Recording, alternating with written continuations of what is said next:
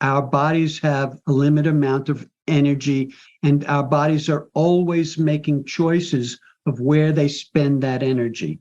We could spend that energy into defend and protect, which is where we go to when we're under stress, or it can go into healing and maintenance and growth. If you want to live like you matter, ditch the pills, look great, and feel freaking amazing, you're in the right place. I'm Dr. Wendy Trudeau. And I'm Dr. Ed Levitan.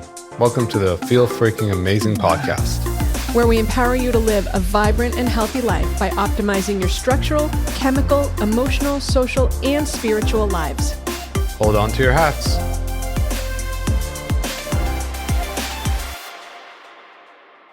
Hello, and welcome to the 5 Journeys Feel Freaking Amazing podcast. I'm Wendy Trudeau, one of your hosts. This is Edward Levitan, and we have an amazing guest today who's going to talk about stress. Dr. Sideroff is an internationally recognized psychologist, executive, medical consultant, and expert in resilience, stress management, addiction, neurofeedback, and longevity, which is, I think, what we're all really committed to.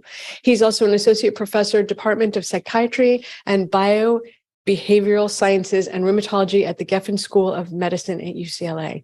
Stephen, welcome. I'm so psyched to talk about this because I think all of us can attest to that we're experiencing stress. Well, it's a pleasure to be here. I've been looking forward to it since we talked about this a few months ago at A4M. So yes, great. It's very exciting.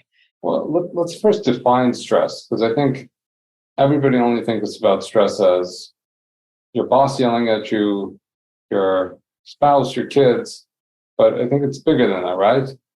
What is the definition? Let's talk about that. So stress is any really demand on us to respond, react, to make an adjustment to what's going on in our lives. We try and stay in a place of balance. Stress is anything that pushes us off of that balance. It's anything that makes a demand upon us. And stress could be good. You know, you get a promotion at work, you have a baby, you get married.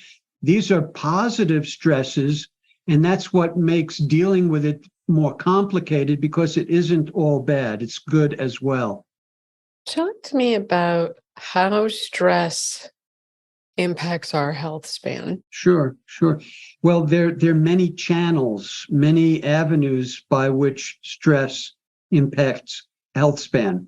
One, for example, is autonomic dysregulation. And my colleagues and I have actually proposed a new diagnostic code, autonomic dysregulation syndrome, as the underlying root cause of what most people go to see the doctors for. Whether it's GI problems, whether it's neurological problems, we know that this autonomic dysregulation, where we're turning on the sympathetic branch of the nervous system without going into the parasympathetic recovery, triggers a whole cascade of processes that lead to all kinds of physical symptoms.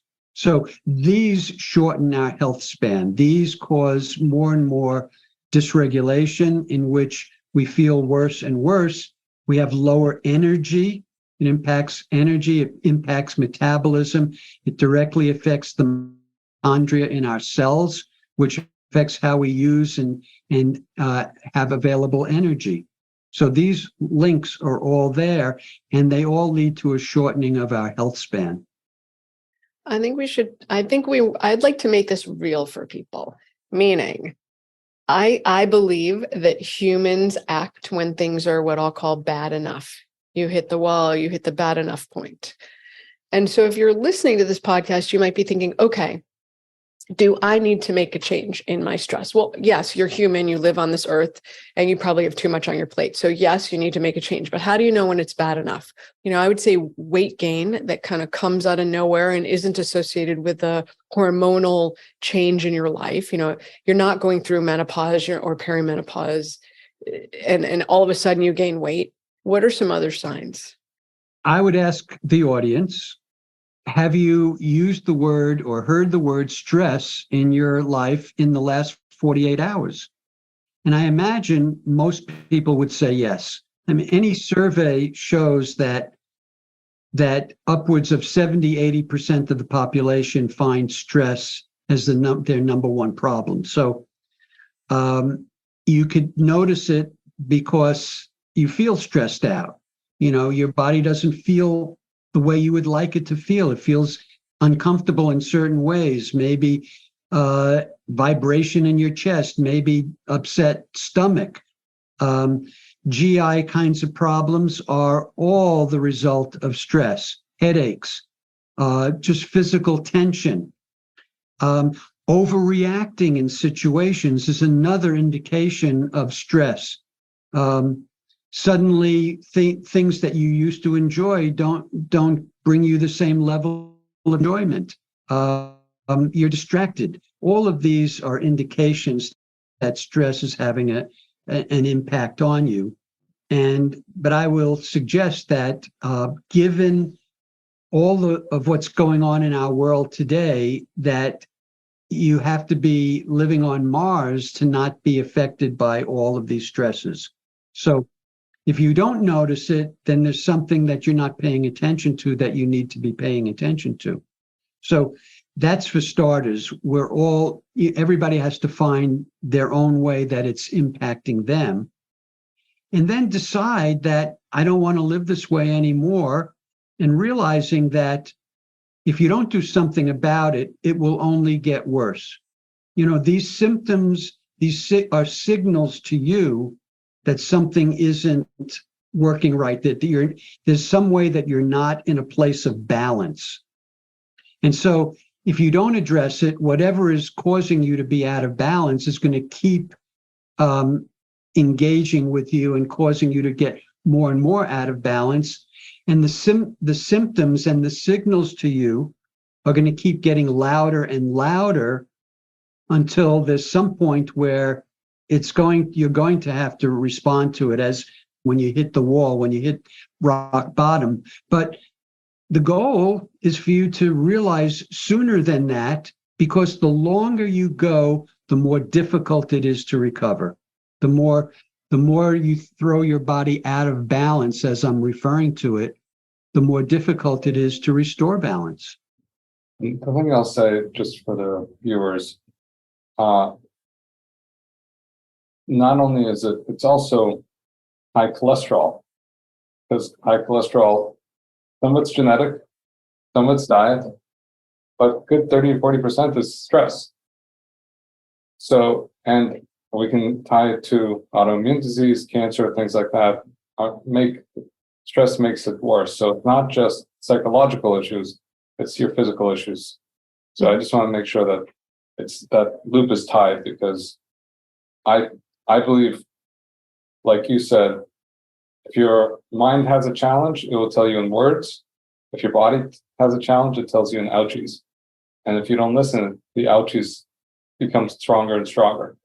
Yes. So, I mean, we now have literally thousands of studies showing the impact of stress on physical health as well as mental and emotional. So the data is very clear. It's there, whether it's impacting cortisol levels, whether it's impacting inflammation, whether it's impacting neuroinflammation and impacting the functioning of the brain, as well as directly impacting aging. We know that stress shortens our telomeres, which is an important measure of how well or fast or slow we're aging. So the evidence is very clear. It's all there in all of these different areas. Okay, if we all want an amazing health span, not just a lifespan, but a true health span filled with vitality, vibrance, true health, that managing stress is one of those foundational behaviors that will alter the body's ability to absorb nutrients, digest food, remove toxins, be in balance, sleep properly so that you can, again, detox and repair. Why does it matter? Is because if you are overly stressed, you will shut down detox, absorption, digestion. and mess up your gut, which of course throws off the whole body. I think a lot of women are kind of like in an all or nothing group, that it's got to be good, it's got to be right. They're not going to do it halfway. How does that impact our ability to deal with stress, right? Like if we're just like, we got to do it right. Well, that's a stressor right there. Yeah. So that approach, that mindset, that perspective amplifies our stress. Because as soon as it has to be a certain way, even if it's good or perfect, that puts more pressure on us. Putting more pressure on us increases our stress. And so you want to have a perspective in which you're doing your best, but then you want to be more accepting of the result. A lot of our stress comes from our judgments and our fear that we're not going to meet either our expectations or somebody else's expectation. Yeah. I know Tony Robbins talks about the only time you're going to be stress-free is when you're 6 feet under. Every other time, we all have stress, and it's really how do we deal with it and our response to it, not necessarily if we have it, because you definitely have it. You all have it. Mm-hmm. Right. So yes, so it's your mindset. So first of all, one of the first things I teach people about stress is, you want to embrace the challenges of your life rather than shrink from them, because that in and of itself helps you with your stress. When you say, okay, I'm going to deal with this challenge, you are feeling more in control. And control is an important variable in terms of how well you deal with stress. The more you feel a sense of you're in control, the better you handle stress. Haven't they've studied employees and found that the less agency you have and the less control you have over your job, the more at risk you are of chronic diseases, bad outcomes, being unwell as a result of the stress from having no agency and control. So that's so marked. Mm-hmm. Yes. So that's a very important fact. In the work setting, that is a very important variable in terms of how much stress people experience, is how much control they feel they have in their work setting. So, I always have a challenge with, of course, we can all say we should go towards the stress and we should embrace the stress. And we all have pretty bad habits. Most of us have learned pretty bad habits of not doing that. So how do we actually go from a habitual state of avoiding stress, avoiding pain, avoiding unpleasantness, and therefore add the stress to, wow, this is a really cool challenge.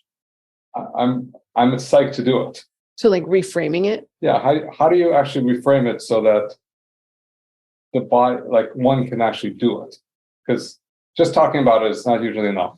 Yeah. So, I think the bigger question is, how do we move out of our old bad habits into new healthy habits, which is really at the key of all of this, is new learning. And the first step is to realize that we've learned some habit patterns from our childhood that really don't serve us. And we can, and so it's important for each of us to identify all of those things that we do in our lives that really is not in our own best interest. And kind of shrinking from a challenge would be one of them. Because when we shrink from a challenge, we're actually sending ourselves a message.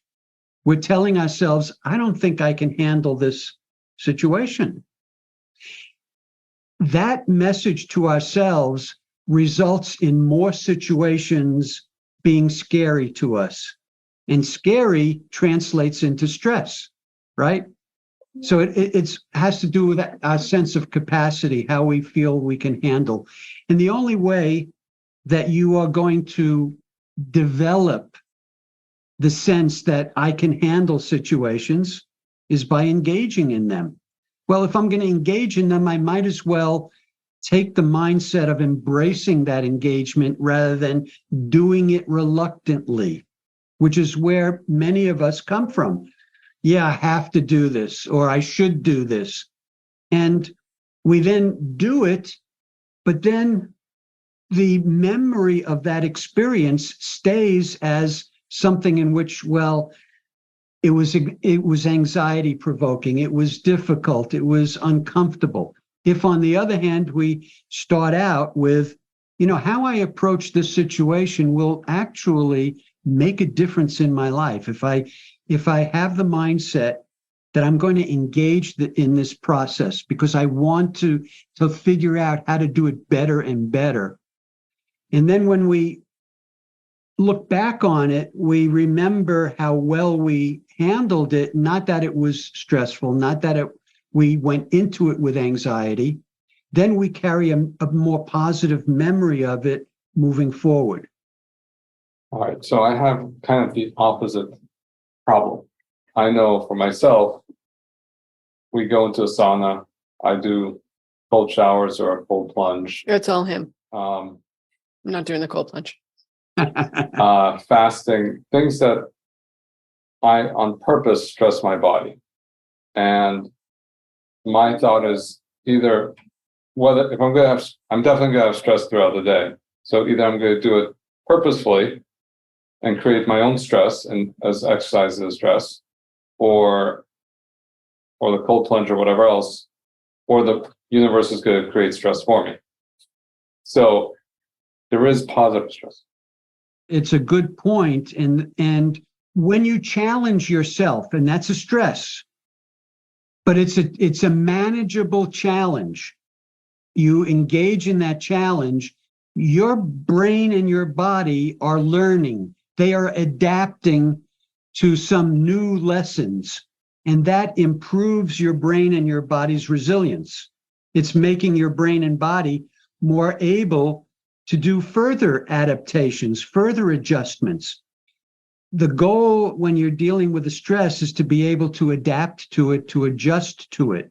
It's when we pile too many stresses on top of each other that we go beyond the limits of the body's healthy response.